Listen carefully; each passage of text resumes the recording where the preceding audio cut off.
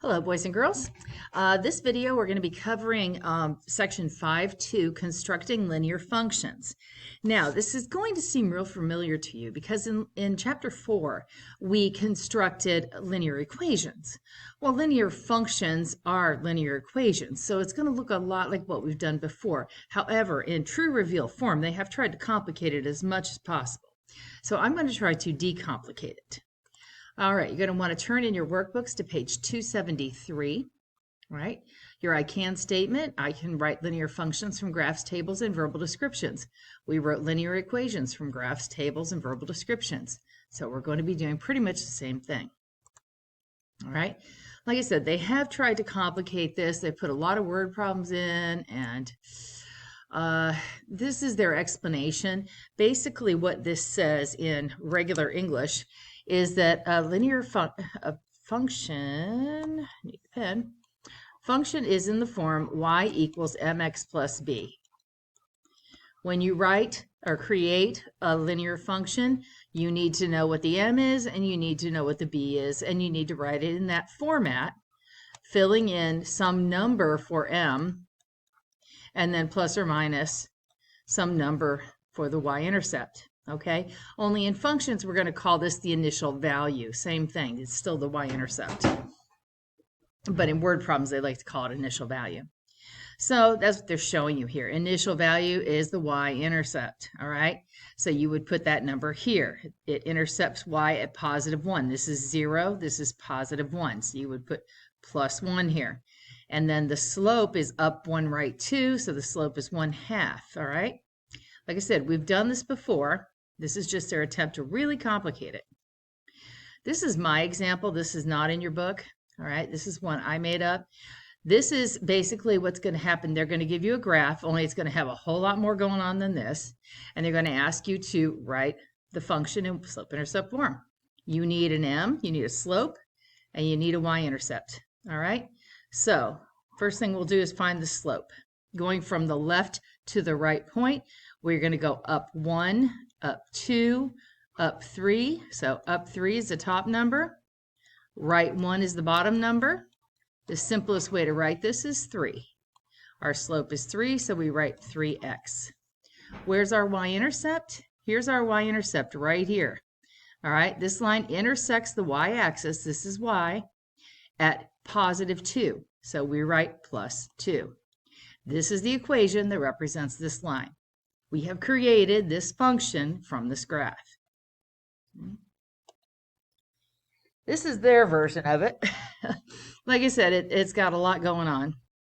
And I really don't like all this fill in the blank stuff. We're trying to come up with an equation that is in the form y equals mx plus b. We need a slope and we need a y-intercept. All right. The y-intercept is clearly 100. You can see that's where it touches y. So we can fill that part in. We're going to need some number times x, and then we're going to go plus 100 because that's a positive 100. I need a slope. Slope, it goes up 300, right 4. So if my slope is up 300 and right 4, all right, I need to reduce this. So it'll be what, 150 over 2, which would be 75 over 1. So my slope is 75. I'm just reducing that fraction. Put the slope here, y-intercept here, you are good to go. And you didn't need to read any of that. Okay. Where do you even start with? Do you see all the words on this page? All you need is this graph. You don't need all that stuff. That's just in the way. Go away. Yes, no, don't want. Not today. Okay. We need y equals slope times x, and then the initial value. The initial value looks like it's positive 30. That's an easy one. So we know this is going to be plus 30. We just need our slope, all right? Traveling from a left point to a right point, we would go up 1 space. But keep in mind, this is numbered funny, all right? From 60 to 90, that's an increase of 30. And then we're going to go right 2 spaces, and these are numbered each. So this would be right 2, okay? You put the up number over the left or right number. This reduces to 15. The slope is 15x, and the initial value is plus 30. You didn't need all that other stuff. Next. This is a little better. They're not holding your hand quite so much, but they have given you a graph here. Find and interpret the rate of change. That's also known as slope. Slope and rate of change mean the same thing. Okay. So what's the slope? Well, we're going up 1, but now be careful because up 1 is up 50. All right. So this is actually up 50. And then we go right 2, which is actually 2. So the change in y over the change in x, or the rise over the run, this reduces to positive 25. So 25 is our slope. What is the initial value? Well, it looks like 75, doesn't it? Because it's right in between 50 and 100. But you can't really tell for sure. Sometimes the initial value is off by a bit. So here's what I would suggest you do. It's easy to find the initial value if you know what y is when x is 0. That's your initial value. Now let's plot these points. This is 1/100, and this is 3/150.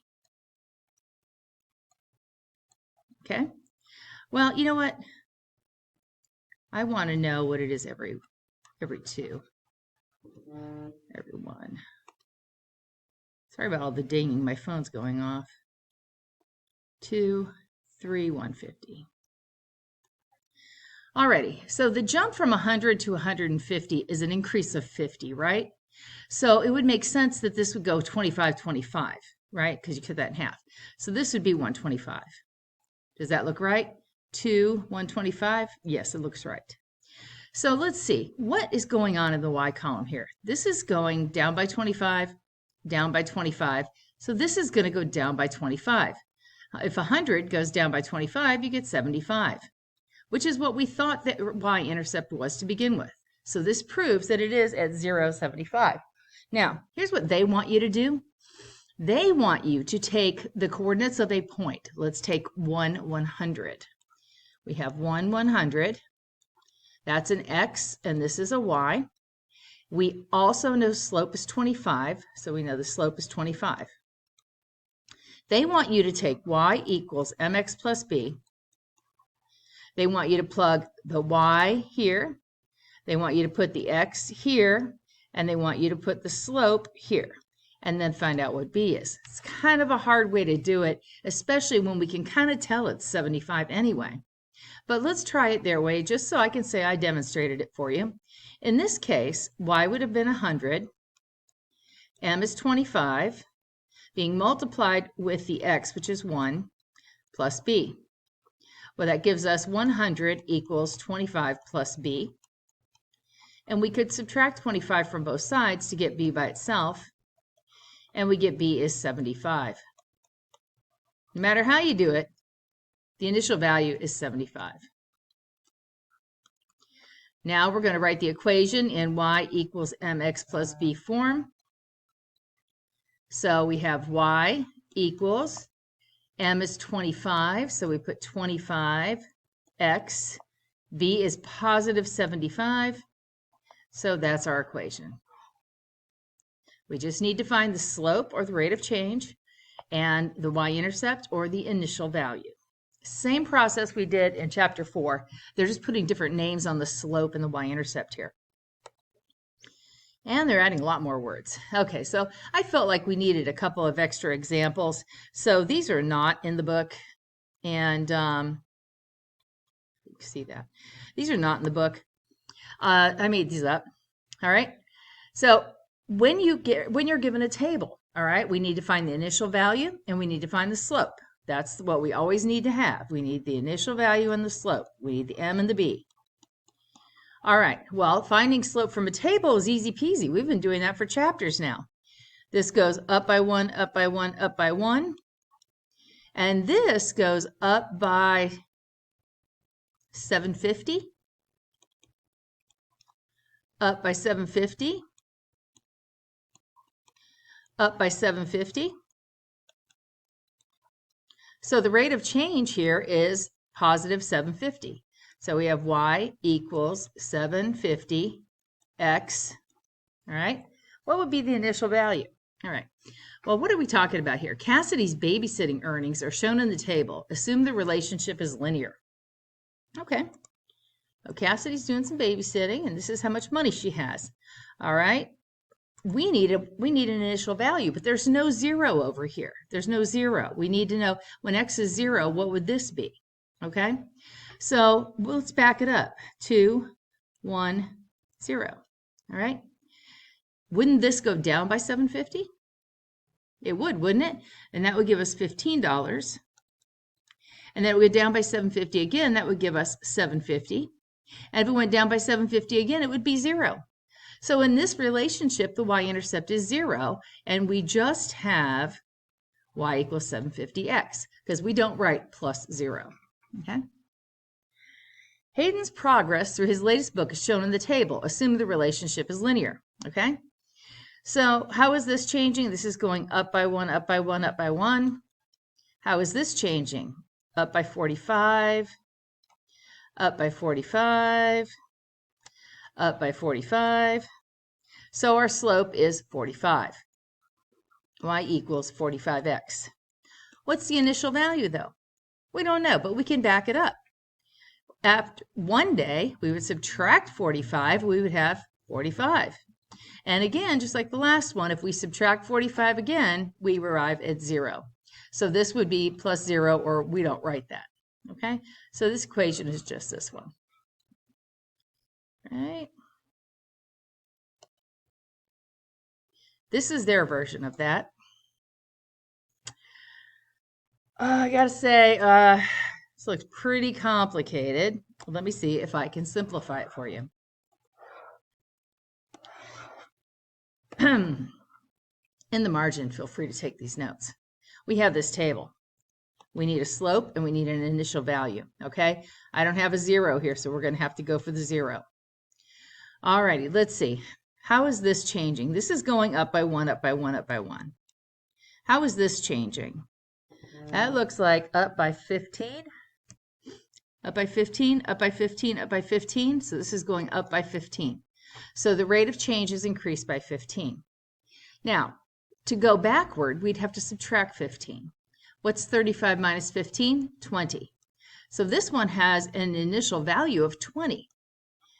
The slope is up by 15, so our slope is 15x, and the initial value is positive 20 or plus 20. Didn't need all those words. No, we did not. Again, seriously, people. This is ridiculous. I hate these workbooks. You know what? When we come back in full time, we're not going to be using these workbooks. I'll steal the problems out of them, but I'm going to put them on like a worksheet that doesn't have all this gobbledygook over here. I don't need all that. Here, let's just look at this. Okay? Here we have a table. We need to find the slope and the initial value. Well, they don't have 0, so we are going to have to back it up. We're going to have to do 2, 1, and 0. All right, we can do that. How is this increasing? Increasing by 20, 20, 20. So it's going up by 20 each time. This is 1, 1, 1, so this is going up by 1 each time. So our rate of change, or our slope, is positive 20. Okay? Now let's back it up and find what our initial value is. We would have to subtract 20. 110 minus 20 is 90. Then do it again. 90 minus 20 is 70. And do it one last time. 70 minus 20 is 50. Our initial value is 50. That's our B. Okay? And that's our M. Now we can write the equation. Y equals 20x plus 50. Ta-da! No paragraph necessary. All right, I'm going to pause this for just a second because Miss Dolan's texting me. And I'm back. Okay, so here we just have a nice, neat, simple table. Thank heavens, because I was tired of all that fill in the blank stuff. The table shows the cost of a smartphone plan based on the data used per month.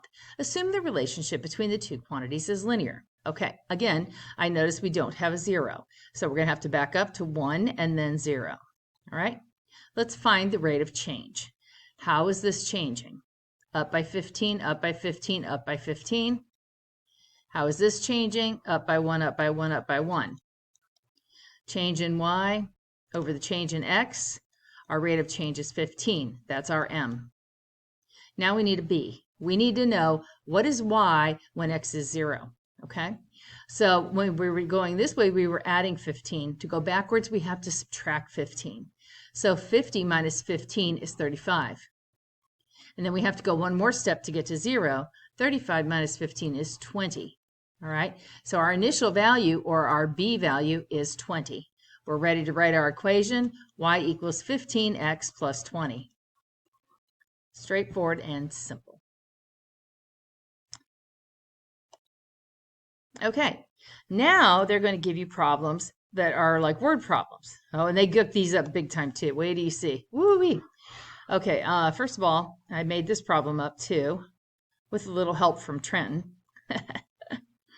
Okay, Trenton is an expert soccer player who is coaching kids who are far less talented than he is.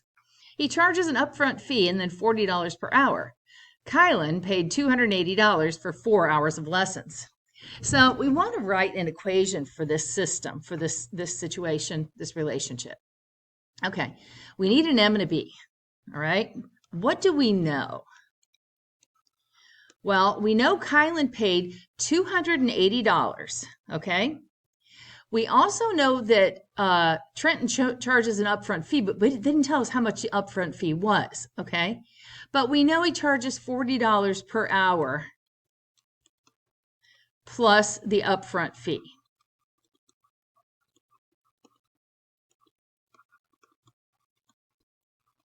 All right. Because he's charging $40 for every hour that he teaches a kid to play soccer, 40 is our rate of change. All right, so we know that coming out of the gate here. Whatever amount it is, it's going to be used over and over and over and over again. That is always your rate of change. That is your slope. Okay, every hour Kylan's got to pay him $40. Okay, so now what we got to figure out is what's the upfront fee. Well, we know Kylan got 4 hours of instruction for his money, all right? So we know we had $280, and we know he paid $40 for 4 hours of instruction, plus whatever this upfront fee was that we don't know how much it is, okay? But we can do this math here. We have $280, 40 times 4 is $160, plus the upfront fee, we don't know how much it is. Well, how much does this have to be for this to equal 280? What, 120 bucks? Yeah, you could subtract 160 from both sides, and that would give you $120 is the fee we don't know. Now, what I really did here was I solved for a variable, okay? I put a box, but I was really thinking variable, all right? We're solving for the unknown amount, the upfront fee. Okay, and we know that right out of the gate, Trenton gets 120 bucks just for you hiring him, plus $40 an hour. All right, how do you write that equation? Y equals, what's our m? 40, x plus 120. And that is the equation that represents how much you're going to have to pay Trenton if you want to be a good soccer player like him. Next, this is their version of that. I think mine was way cooler. I was like, this is a train wreck. Get rid of you. All right. Here's the word problem. I'll circle it because this you don't need to read that. Here's the word problem. It's the same as the Trenton problem. We have a ski instructor, charges an initial fee plus $30 an hour for lessons. So we know we have $30 per hour. That is our rate of change. That's our slope. How do we know that? Because I told you the rate of change is the thing that's going to get used over and over and over and over again. Okay? There you're going to pay $30 every single hour that you take lessons. All right? We also know that Tasha paid $205 She got 6 hours of instruction. So we got 6 hours times the $30 she pays per hour, okay? Plus the initial fee, they didn't tell us what it was, okay? So let's do the math here. 6 times 30 is 180.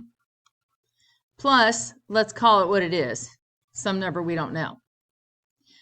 What is x equal to? Well, let's subtract 180 from both sides. And I believe that's 25 equals x. So this is actually our initial value, or that's the upfront fee. So our equation is y equals 30 is the rate of change, x plus the upfront fee, $25.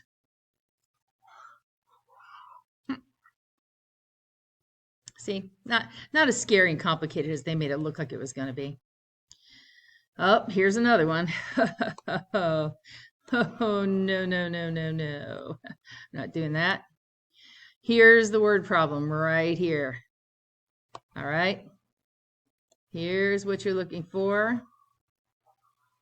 You don't need to read these words because that's what I'm telling you to do. Okay? Only I'm telling it to you in plain English, not math book English. Joan plans to add 12 photos to her photo album each week. After 8 weeks, there are 120 photos in the album. Assume the relationship is linear. Okay? So, what's the number that's going to get repeated over and over and over and over again? 12 photos per week. Every week she adds 12 photos. That's our slope. We also know that after 8 weeks, she has 120 photos. So that 120, okay, that's 8 weeks of her adding 12 per week. Okay, so 8 weeks times 12 photos, because every week she adds 12 photos. Plus however many were in the photo album to begin with.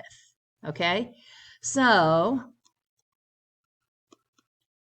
this is 96 plus however many photos were in the album to begin with. This is our initial value. Okay, initial value. She started with something. We don't know how much, but we are super close to finding out because all we have to do is subtract 96 from both sides and we get 24 photos were in the book originally. That's our initial value, or our B. Initial value is B. So we write the equation y equals m. M is 12. X plus B, which is 24. Okay. Not too bad. It's just like back in chapter 4. We have to find the rate of change, or the slope, and we have to find the initial value. All right, here's our check. Okay. We really don't need all this junk. We're going to do that anyway. Here's our problem. Julie is tracking the growth of a plant for a science project. The height of the plant on the second day she measured was 8 inches, and on the 7th day it was 20.5 inches. Assume the relationship is linear. I'm going to make a table for this one. I'm going to go ahead and include 0, day, and inches. I'm going to need to find 0. So I'm going to need to have a 1. And they gave me 2 days was 8 inches. And they gave me 7 days. Let's do it this way. 3, 4, 5, 6, 7. This is one way to solve this. I'll show you the other way you could have solved this. After 7 days, it was 20.5 inches, right? So from over the course of 5 days, from 2 to 7, so this was a 5-day stretch, we have a difference of 11.5. We have a difference of 11.5. This went up by 11.5. I'm doing the math right? 8, no, it's 12.5. 12.5. I can't carry in my head, sorry. 12.5 plus 8, yes, that's right. Okay, so what we need to do is 12.5 divided by 5. 2.5? Yep, 2.5.